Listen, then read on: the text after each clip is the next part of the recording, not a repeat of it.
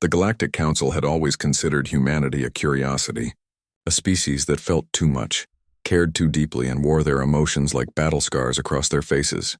The elder races, the Vexari with their crystalline logic, the Thorm with their hive mind efficiency, the ancient Ketheraks who had sailed between stars for millennia, they all agreed on one thing. Humans were endearingly primitive in their passionate outbursts.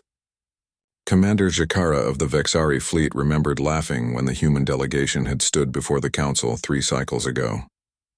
Ambassador Chen had slammed her fist on the podium, her face flushed with what the translators awkwardly rendered as righteous fury, demanding action against the Krelth Empire's expansion into disputed territories. "Your anger is noted," Jakara had said, the words dripping with condescension that even the translation matrix couldn't hide. But rage is not strategy. Emotion is not strength. The council had voted to observe, to wait, to deliberate further. It was the civilized approach. The human delegation had left in silence, their expressions unreadable behind that peculiar human ability to suppress their feelings when it truly mattered. That had been 3 weeks ago. Now Jakara stood on the bridge of his flagship. Every sensor array focused on what had once been Krelth Prime, the heart of an empire that had dominated 4 sectors for 2 centuries. His translator struggled to process what he was witnessing, cycling through various terms before settling on one that made his crystalline form resonate with something uncomfortably close to fear. Impossible. The planet was gone. Not destroyed in the conventional sense.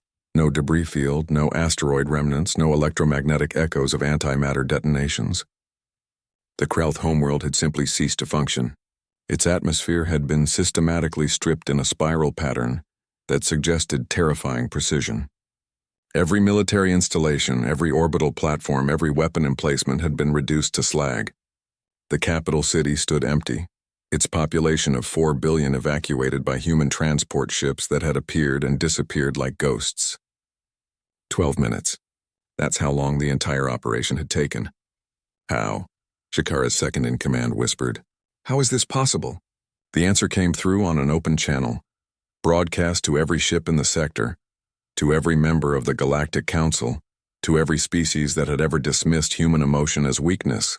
Admiral Marcus Webb's face filled the view screen. He looked tired, the kind of exhaustion that came not from physical exertion but from making terrible decisions for what one believed were right reasons.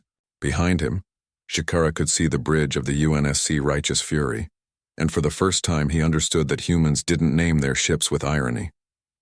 3 weeks ago, Webb began, his voice carrying none of the heat Ambassador Chen had displayed, which somehow made it more frightening. We asked for help. We showed you evidence of Krelth war crimes in the outer reaches, 17 human colonies, 2 million dead. We asked for intervention, for sanctions, for anything. Webb paused, and in that silence, Jakara heard the weight of 2 million ghosts. You told us anger wasn't strategy. You were wrong. The Admiral's eyes held something the Vexari had never quite understood about humans, a capacity for cold, calculated fury that burned hotter than any star. Anger, when properly directed, when channeled through the right systems, when backed by the absolute certainty that you are right and your enemy is wrong. That's the most dangerous weapon in the galaxy. Jakara's sensors detected movement, dozens of human vessels decloaking throughout the sector, each one broadcasting the same message.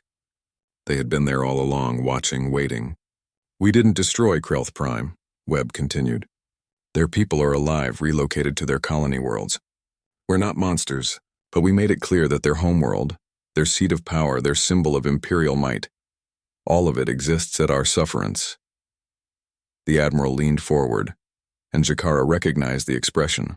He had seen it before on Ambassador Chen's face, had dismissed it as theatrical posturing. He would never make that mistake again. Here's what you need to understand about human rage. We don't let it control us. We harness it. We refine it. We turn it into something pure and terrible and utterly unstoppable.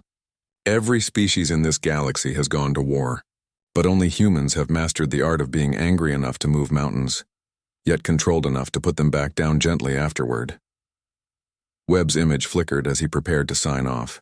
The Krelth Empire has 48 hours to surrender unconditionally and face trial for their war crimes. If they refuse, There are 17 other Krelth worlds that will learn the same lesson their homeworld did. We won't destroy them. We'll just turn them off. The transmission ended. In the silence that followed, Jakara accessed the human databases his intelligence division had compiled. He read about World War II, about the atomic fire that ended it. He read about Vietnam, about a superpower humbled. He read about the Rwandan genocide, about humanity's capacity for both horror and heroism. He learned about a species that had survived ice ages and plagues, that had looked up at impossible stars and decided to reach them anyway, that had nearly destroyed itself a dozen times and somehow found the wisdom to step back from the brink. And he understood finally what the Council had missed. Human rage wasn't a weakness. It was a feature carefully evolved and painfully controlled. It was the fire that had forged them in Earth's crucible, the fury that had driven them to the stars, the righteous anger that made them defend not just their own, but anyone they deemed under their protection.